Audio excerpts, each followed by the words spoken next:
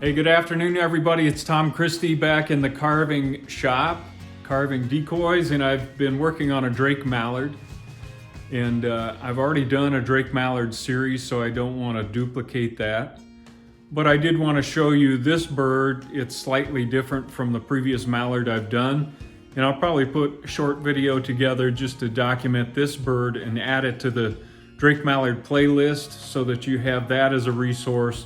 Couple different types of Drake Mallard positions that you can refer to if you're carving a Drake Mallard and need some help with it. Let me switch the camera around here and just show you some close-ups of the bird. I want to put the brand on it.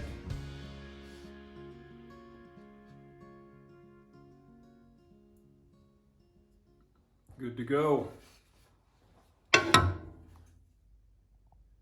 Just finished up this Drake Mallard carving. And it's different than the previous mallard that I had featured in the how-to series. So I thought I'd just take some quick video of this bird. Head's in a little higher position, a little more traditional, straightforward pose. Fairly minimal carving, carved in tail curl there. That's not an insert. And then just some minimal carving between the scapulars here and the tertial feathers. And I want to keep it pretty basic. It's going to match up with a hen that I did previously, so it's going to make a nice pair. Got Michael Braun eyes, looking good. So it's ready to seal up and paint, and I just want to give a quick feature on that bird so you get, again, another look at a different pose on a Drake Mallard.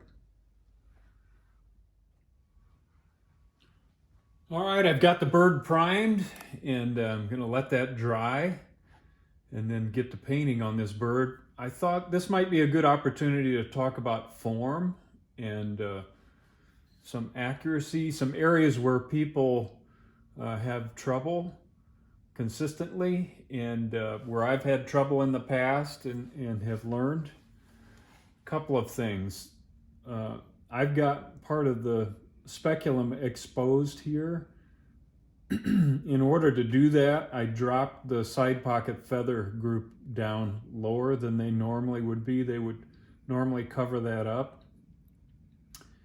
You can do that, or you can pull the primary up and over in this whole group over a little bit, like in a preening position. But if you leave the side pocket at its normal height and try to show that much wing exposed in speculum, you're gonna have to pull this way up, and this gets pinched and too tight up there. So just a subtle thing. Another area that people struggle with that I thought we'd talk about right now is the primaries, the crossed primaries. You can see, I just wanted to show this angle from the back. The primary is angled down, angled in this configuration on both sides. So they're aiming down into the side pocket. And from the top, just grab the camera. A lot of people, new carvers especially, get these angles wrong. And you've got to watch that. If your primary angles are too severe and you follow that line, the wing has to be way out here, somewhere outside of the body. So you want those angles to make sense as you look from down. That should be a natural pull into the side pocket. And that wing kind of tucks under the speculum here and goes down and tucks in that position.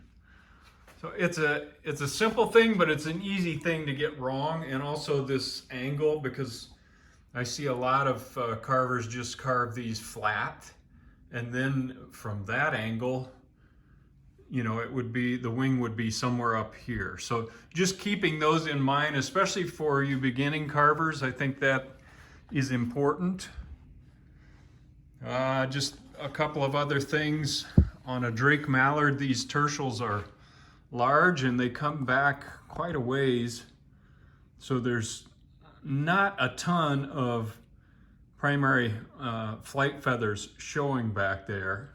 So make sure your tertials, these are actually going to be 2 or 3. So the tertial is nice and wide, but not this wide. I'll paint in some tertials there. What else can we look at here on this bird from the front?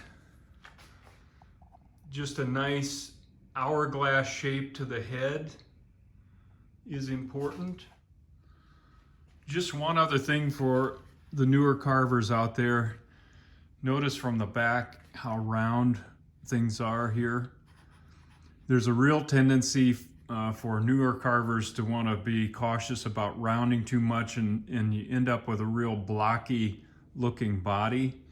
And I just want to encourage you to round everything because it makes the bird look softer and more natural in a nice rounded profile like that, rather than square across the back, square up and down side pockets, etc.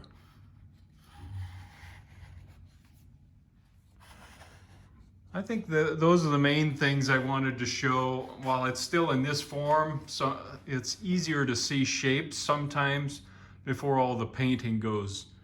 So hopefully that is helpful.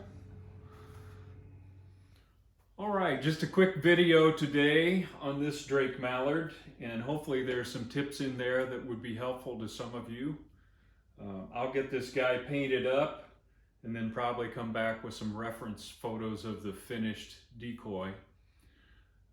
Thanks for tuning into my channel. I really appreciate it. Subscribe if you will. It's free, doesn't cost anything, and that'll help me continue to build the channel as we go.